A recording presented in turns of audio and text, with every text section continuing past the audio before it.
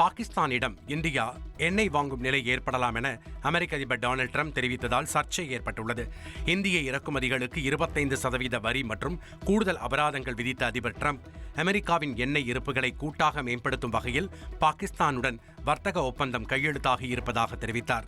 பாகிஸ்தானுடன் இணைந்து மிகப்பெரிய அளவிலான எண்ணெய் ஒப்பந்தங்களில் ஈடுபட இருப்பதாகவும் வரும் காலங்களில் பாகிஸ்தான் இந்தியாவுக்கே எண்ணெய் விற்கக்கூடும் என்றும் தெரிவித்துள்ளார்.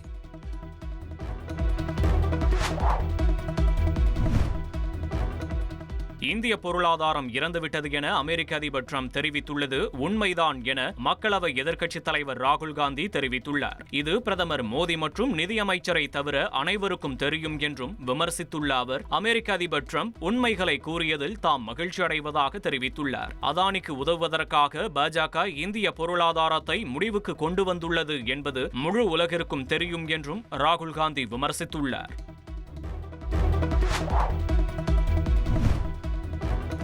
நெல்லையில் கொலை செய்யப்பட்ட ஐடி ஊழியர் கவினை தான் உண்மையாக காதலித்ததாகவும் இந்த சம்பவத்தில் தனது தாய் தந்தைக்கு எந்த தொடர்பும் இல்லை என்றும் சுர்ஜித்தின் சகோதரி வீடியோ வெளியிட்டுள்ளார். நான் தான் சுபாஷினி. எனக்கும் கவினுக்கும் என்ன நடந்ததுன்னு எனக்கும் அவனுக்கும் மட்டும்தான் தெரியும். எங்கள் ரிலேஷன்ஷிப் பற்றியோ எங்கள் 2 பேரை பற்றியோ இனி யாருமே தப்பாக பேச வேண்டாம். யாருக்குமே எதுவுமே தெரியாது. உண்மை தெரியாமல் எல்லோரும் நிறையா பேச வேண்டாம். எங்கள் அப்பா அம்மாவுக்கும் இதுக்கும் எந்த சம்மந்தமுமே கிடையாது. அவங்கள பனிஷ் பண்ணணுன்னு நினைக்கிறது தப்பு. அவங்கள விட்டுருங்க. இவ்வளோ சுச்சுவேஷனில் எல்லோரும் அவங்கவுங்களுக்கு என்ன தோணுதோ அது எல்லாமே பேசிட்டீங்க. என்னோடய ஃபீலிங்ஸ் என்ன, நான் என்ன நினைக்கிறேன் அப்படிங்கிறத ரெஸ்பெக்ட் பண்ணி ஒரே ஒரு பொண்ணு மட்டும் என்னை பற்றி பேசியிருக்காங்க. அவங்களுக்கு மட்டும் ரொம்ப தேங்க்ஸ். நானும் கவினும் ரொம்ப ட்ரூவாக லவ் பண்ணோம்.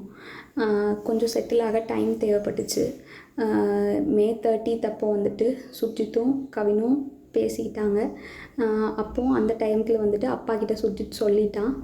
அப்பா வந்துட்டு இந்த மாதிரி லவ் பண்ணுறியான்னு என்கிட்ட கேட்டப்ப, இல்லைப்பா நான் லவ் பண்ணல அப்படின்னு சொல்லிட்டேன். ஏன்னா கவின் என்கிட்ட டைம் கேட்டிருந்தான்.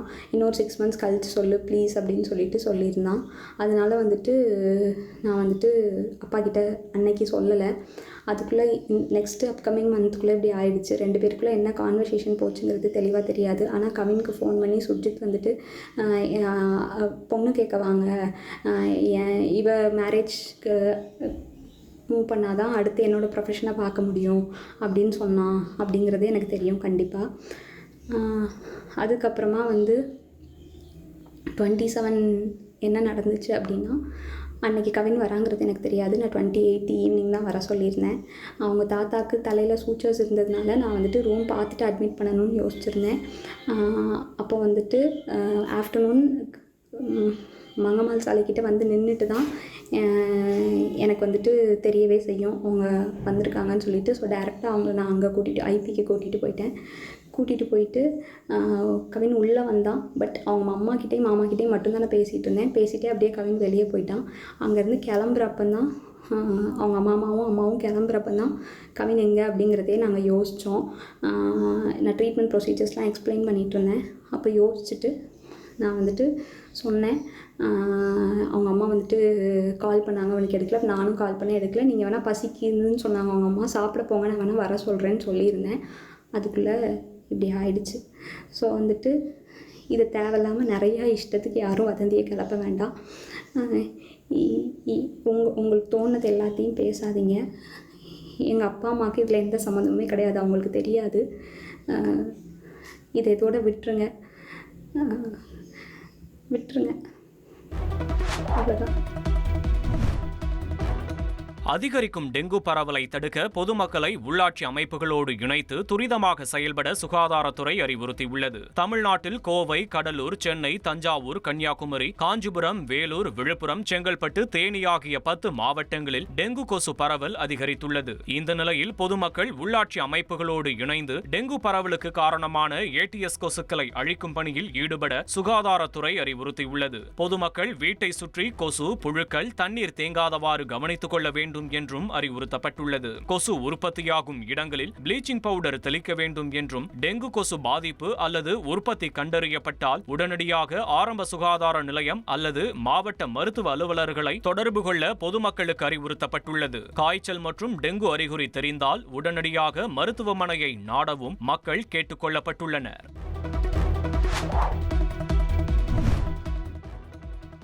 பாஜக கூட்டணியிலிருந்து முன்னாள் முதல்வர் ஓ பன்னீர்செல்வம் விலகியுள்ளதாக அவரது அரசியல் ஆலோசகர் பன்ருட்டி ராமச்சந்திரன் தெரிவித்தார். அடுத்த கட்ட நடவடிக்கை குறித்து சென்னை ஆழ்வார்பேட்டையில் உள்ள ஹோட்டலில் முன்னாள் முதல்வர் ஓ பன்னீர்செல்வம் ஆலோசனை நடத்தினார். இதில் ஓபிஎஸ்ஸின் அரசியல் ஆலோசகர் பன்ருட்டி ராமச்சந்திரன், ஓ பன்னீர்செல்வத்தின் இரண்டாவது மகன் ஜெய் பிரதீப் உள்ளிட்டோர் பங்கேற்றனர். பின்னர் செய்தியாளர்களிடம் பேசிய பன்ருட்டி ராமச்சந்திரன், எந்த கட்சியுடன் கூட்டணி என்பது குறித்து பின்னர் முடிவெடுக்கப்படும் என்று தெரிவித்தார். தேசிய ஜனநாயக கூட்டணியிலே இருந்து தொண்டர்கள் உரிமை மீட்பு குழு தனது உறவை முறித்து கொண்டுள்ளது என்பது ஒரு தீர்மானம். தேசிய ஜனநாயக கூட்டணியில் இனி தொண்டர்கள் உரிமை மீட்பு குழு இடம்பெறாது. இரண்டாவதாக, தொண்டர்கள் உரிமை மீட்பு குழுவின் சார்பில் அதனுடைய தலைவர் கழக ஒருங்கிணைப்பாளர் ஓ பன்னீர்செல்வம் அவர்கள் விரைவில் தமிழ்நாட்டில் பல்வேறு இடங்களுக்கும் சுற்றுப்பயணம் செல்ல இருக்கிறார் என்பதையும் மகிழ்ச்சியுடன் தெரிவித்துக் கொள்கிறோம்.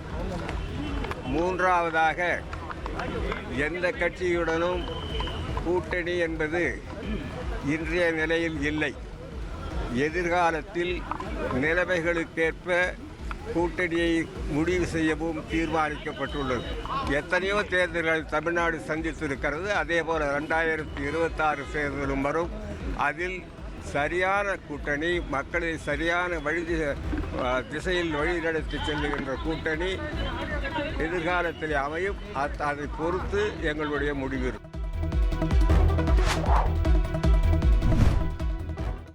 திருப்பூர் ரிதன்யா தற்கொலை வழக்கில் பாலியல் துன்புறுத்தல் உள்ளிட்ட பிரிவுகளை சேர்த்து கடும் நடவடிக்கை எடுக்க வேண்டும் என ரிதன்யாவின் தந்தை அண்ணாதுரை டிஜிபி அலுவலகத்தில் புகார் அளித்துள்ளார். அவிநாசியில் வரதட்சணை கொடுமையால் புதுமண பெண் ரிதன்யா தற்கொலை செய்து கொண்ட வழக்கின் விசாரணை நீதிமன்றத்தில் நடைபெற்று வருகிறது. இதில் சந்தேக மரணம் என்று போலீசார் வழக்கு பதிவு செய்துள்ளனர். இந்நிலையில் பாலியல் துன்புறுத்தல் மற்றும் குண்டர் தடுப்பு சட்டத்தில் சம்பந்தப்பட்டவர்களை கைது செய்ய கோரி ரிதன்யாவின் தந்தை அண்ணாதுரை உள்ளிட்ட குடும்பத்தினர் டிஜிபி அலுவலகத்தில் புகார் அளித்துள்ளனர். மேலும் வழக்கு விசாரணை தாமதமாக நடைபெற்று வருவதால் விசாரணை அதிகாரியை மாற்ற வேண்டும் என்றும் அவர்கள் கோரிக்கை விடுத்துள்ளனர். எஸ்பி ஆஃபீஸில் நான் முதலே சொன்னேன், இந்த மாதிரி சாதாரண செக்ஷன் தான் போட்டிருக்காங்கன்னு சொல்லியிருந்தேங்க. அதை சொல்லியிருந்தா அவர் இன்னும் ஆடியோ விசாரணை, உடல் கூறு ஆய்வு, இன்னும் இப்போ செல்ஃபோன் எல்லாம் ஆய்வு கொடுத்துக்கிற அந்த ரிப்போர்ட்டெல்லாம் வரலைன்னு சொன்னாங்க. நானும் வெயிட் பண்ணி பார்த்தேன். போன 10ஆம் தேதி 10/7 கொடுத்தது. இது வரைக்கும் எந்த விதமான நடவடிக்கையும் எனக்கு வரல. அதனால் எனக்கு என்னென்ன வழக்கு இன்னும் தோய்வாக போயிட்டுருக்குன்னு சொல்லிவிட்டு நான் இப்போ டிஜிபி அலுவலகத்தில் புகார் கொடுத்துருக்கேன். அவர் உடனடியே முன்னாடியே எஸ்பி கூப்பிட்டு பேசிட்டார். நல்ல விதமாக பண்ணி கொடுக்குறேன்னு சொல்லியிருக்காங்க. திருப்பதியில் ஆகஸ்ட் 1ஆம் தேதி முதல் 10,500 ரூபாய் தரிசன டிக்கெட் வாங்கும் பக்தர்களுக்கு தரிசன நேரத்தில் மாற்றம் செய்யப்பட்டுள்ளதாக திருமலை திருப்பதி தேவஸ்தானம் அறிவித்துள்ளது. அதன்படி ஆகஸ்ட் 1ஆம் தேதி முதல் காலை 10 மணிக்கு துவங்கி ஸ்ரீவாணி அறக்கட்டளை தரிசன டிக்கெட்டுகளை வழங்கி மாலை 4:30 மணிக்கு பக்தர்கள் சாமி கும்பிடும் வகையிலான நடைமுறை அமலுக்கு கொண்டுவரப்பட உள்ளது. அதே நேரத்தில் ஆன்லைன் மூலம் ஸ்ரீவாணி அறக்கட்டளை தரிசன டிக்கெட் முன்பதிவு செய்த பக்தர்கள் தற்போதைய நடைமுறையின் அடிப்படையில் ஏழுமலையானை வழிபடலாம் என்றும் தேவஸ்தான நிர்வாகம் அறிவித்துள்ளது. கேரளாவில் சமீப காலமாக ராப் இசையில் அனைவரையும் கவர்ந்து வரும் வேடன் எனும் ஹிரந்தாஸ் முரளி மீது இளம்பெண் மருத்துவர் பலாத்காரம் செய்ததாக புகார் அளித்ததை அடுத்து வழக்கு பதிவு செய்யப்பட்டது. 2020ஆம் ஆண்டு கொரோனா காலத்தில் யூடியூபில் வெளிவந்த voice of the voiceless album song மூலம் வேடன் பிரபலமடைந்தார். தொடர்ந்து சினிமாவிலும் வேடன் பாடலை எழுதி பாடி வருகிறார். இந்நிலையில் கோட்டயம் பகுதியைச் சேர்ந்த இளம்பெண் மருத்துவர் ஒருவர் வேடன் தன்னை திருமணம் செய்வதாக ஏமாற்றி பல முறை பலாத்காரம் செய்ததாக புகார் அளித்துள்ளார். இதனையடுத்து வேடன் மீது வழக்கு பதிவு செய்யப்பட்டது. ஏற்கனவே இவர் மீது கஞ்சா வழக்கு மற்றும் மீ டூ பாலியல் புகார் இருப்பது குறிப்பிடத்தக்கது.